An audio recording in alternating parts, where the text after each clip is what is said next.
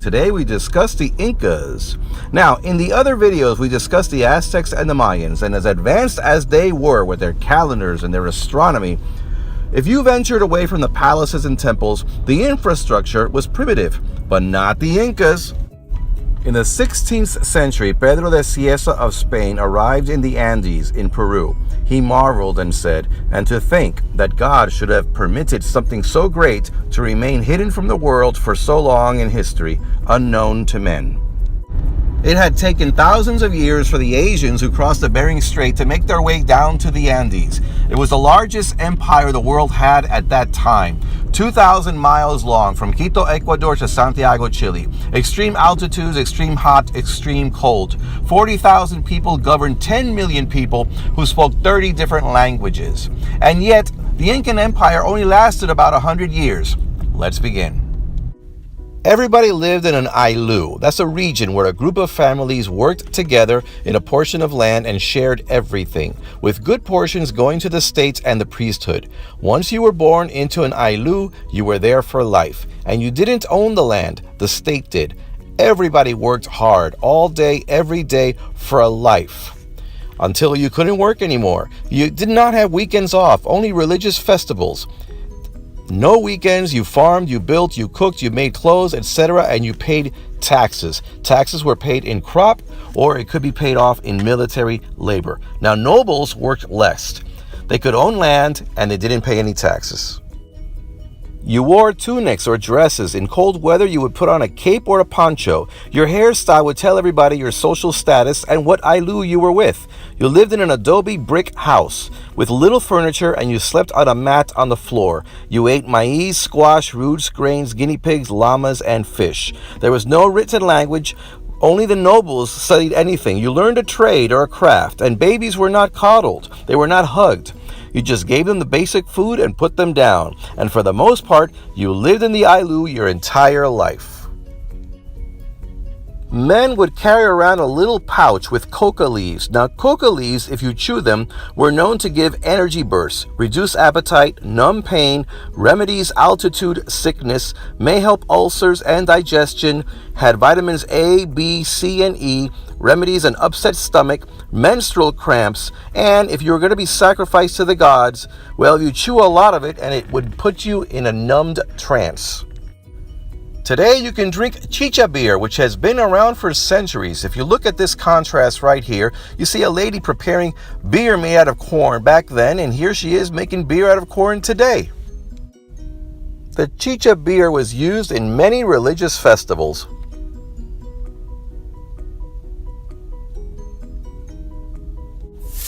It was a monarchy. The king was called the Sapa Inca, and his wife, the queen, was called the Coya, and he was surrounded by military officers, governors, high priests, viceroys, etc., and the empire was divided into quarters, each quarter called a sayu. Now, you can sustain the empire, you give the people security, irrigation, roads, etc., and they give you crops, labor, and tribute.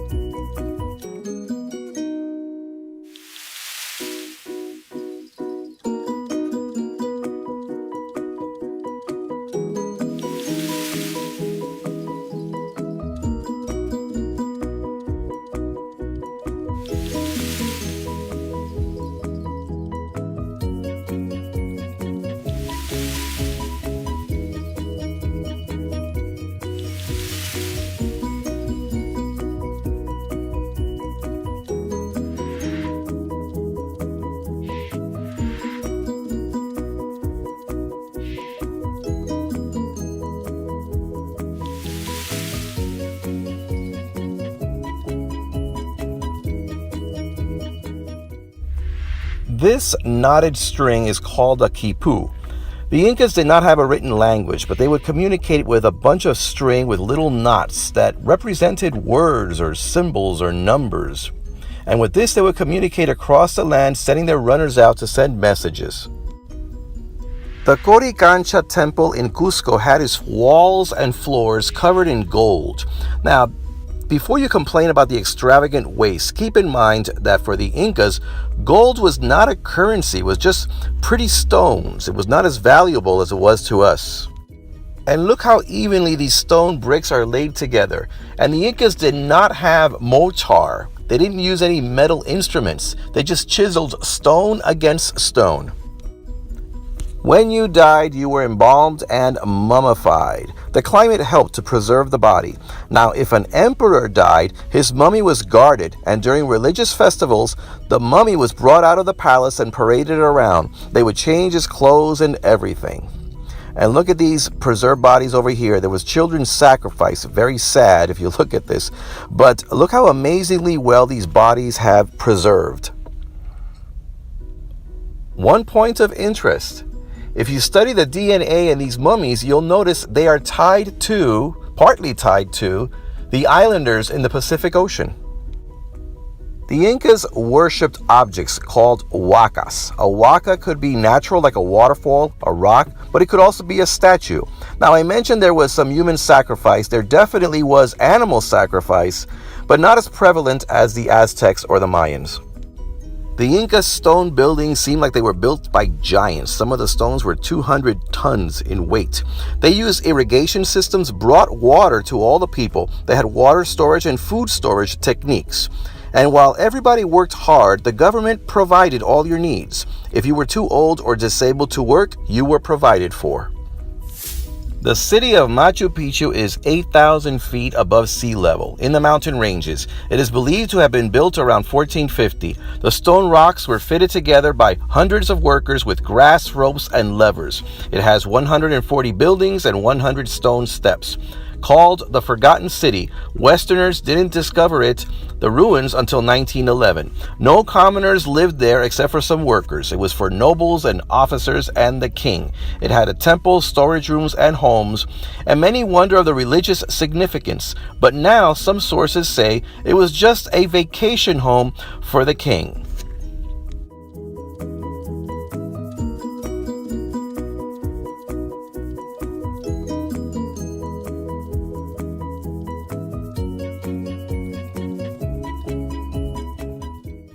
But as high as Machu Picchu is, the Incan capital, Cusco, is over 3,000 feet higher. Cusco was where the Sapa Inca, the king, lived, along with his nobles. Now, the emperor lived in a palace, and when he died, the palace would hold his mummified corpse, and the new emperor had to build his own palace. The fortress in Cusco had walls of stones that weigh 200 tons. The stones are fitted together so tightly you can't slide a sheet of paper between them. Inca ancestors go back at least 4,000 years. We find evidence of farming villages at that time. 900 BCE, there was a civilization that we call today the Chavin. They built temples and buildings. They had granite black limestone brought from somewhere else. They domesticated the llama, and they grew potatoes and corn and cotton. They also built huge irrigation systems that would influence the Incas later. There were other civilizations like the Paracas and another civilization called the Topara. In 100 AD, the Nazca civilization built aqueducts that they called puquillos that were so sophisticated they can be used today. However, the Nazcas are famous today because of their Nazca lines. They would draw these huge hummingbirds and spiders that you could only see from the air, from airplanes. People think that this is evidence that there were aliens back then, but this is evidence of nothing. Building something underground could have given them comfort just knowing that those lines are there. We don't know. Then came civilizations such as the Huari, the Moche, the Chimu. They would expand the territory militarily. They also worshipped the moon, thinking the moon was more powerful than the sun because you could see the moon during the day sometimes. They had copper and gold and silver and pottery. They were very, very influential with the Incas. Then in 1200 AD came Manco Capac.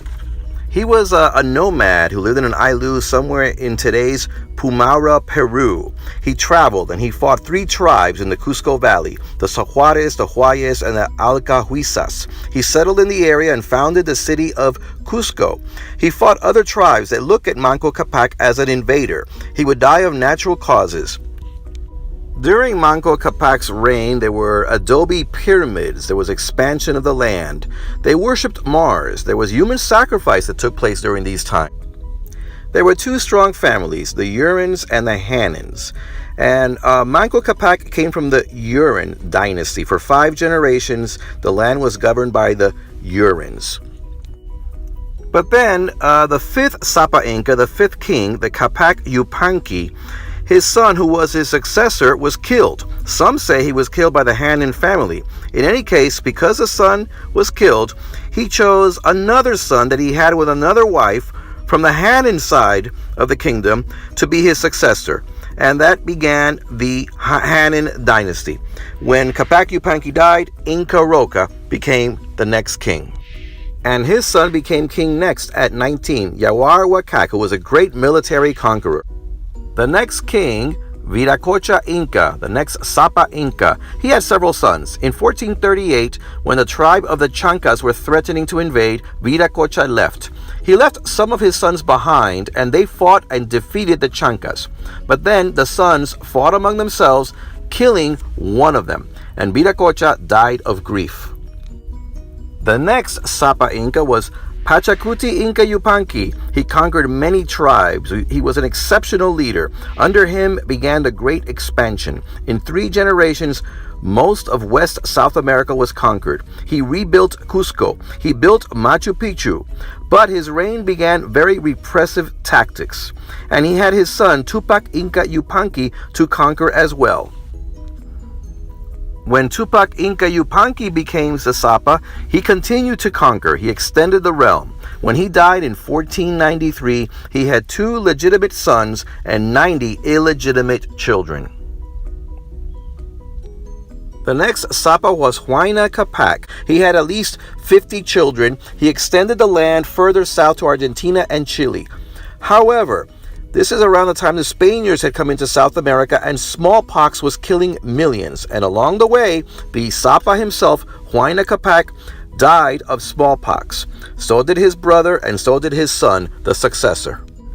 But then 2 sons take over, Huáscar and Atahualpa. They divide the empire and govern peacefully for about 4 years. But then Huáscar takes Cusco and has Atahualpa put in prison. But Atahualpa escapes and the 2 brothers go to civil war against each other for about 5 years. In 1532, Atahualpa wins the war and imprisons Huáscar. But a year later, a Spaniard named Francisco Pizarro arrives with a small army. He attacks and kills 6,000 Incan soldiers, and he imprisons Atahualpa. The Incas were already weakened by civil war and smallpox. So Atahualpa promised Pizarro that if Pizarro would let him go, he would fill the room that he was in with gold and twice that amount in silver. The room was 22 feet long and 17 feet wide. Guess what? Atahualpa and his men complied. They got the gold. But rather than let him go, Pizarro said that Atahualpa was an idolater and sentenced him to death. Now, Atahualpa was going to be burned to death, and in fear that his body would not come back in the afterlife, he agreed to convert to Catholicism, and instead of being burned to death, he was strangled. The Incas were put to work in the mines for silver and gold, and as for Pizarro, well, some rival Spaniards came along and killed him. Now, a couple of 100,000 Incas ran off to Vilcabamba, and they fought against the Spaniards. The last Sapa Inca was Tupac Amaru, but he was eventually captured in 1572, and before being executed, he said, "Pachacamac, witness how my enemies shed my blood." The Inca Empire was no more. So the inhabitants of the great Inca Empire were now working the gold and silver mines where 8 million Incas died in colonial times. To help the decrease in manpower, African slaves were brought in to help. In the middle of all of this, Spain got increasingly rich.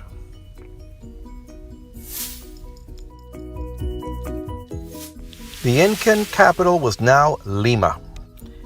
In the 1600s, Martín de Porres became a priest and devoted his life to take care of the sick. When an epidemic hit the land, he opened up the doors of the convent to the sick, even though the church ordered him not to. He opened orphanages, helped abandoned children, and he collected money for the poor, even begging for it himself. The Inquisition was introduced. Now, outside of that, there was a lot of preaching and persuasion. Churches were erected in every single town, and South America today's 422 million people are overwhelmingly Catholic. Now, the intermarriages between the Incas, Europeans, and Africans brought about mestizos and Afro-Peruvians. In the 18th century, Juan Gabriel Condorcanqui took up the name Tupac Amaru II and started a rebellion. But the rebellion failed. 100,000 natives died. Tupac Amaru was forced to see his wife, his uncle, and his son executed right before him, before having his own tongue cut out and his limbs torn off and then his head cut off. Now, the rest of South America was relatively unpopulated. You had the Guarani natives that were being pushed aside by the Portuguese. You had nomads that were going down to Argentina, and you had Arawaks and other pockets of civilizations up north. In 1808, French statesman Napoleon Bonaparte invaded and took Spain, putting his brother in charge, and now everything changed. Spanish rule in the Americas was no longer stable. And so Simón Bolívar, one of the most influential people of all time, joined up with José de San Martín to fight Spanish rule and liberate the Americas. Now, he was not a good general, but he was relentless. Battle after battle after battle, losing, putting the army back together again. And in the end, he liberated Venezuela, Bolivia, Colombia, Ecuador, Panama, and Peru. Yet, Bolívar was disappointed. He didn't want to have several republics. He wanted to have one unified country, a superpower in the Americas, not a bunch of republics that were infighting among themselves. He gave his fortune and his energies all to the cause, and in the end, he died poor and disappointed.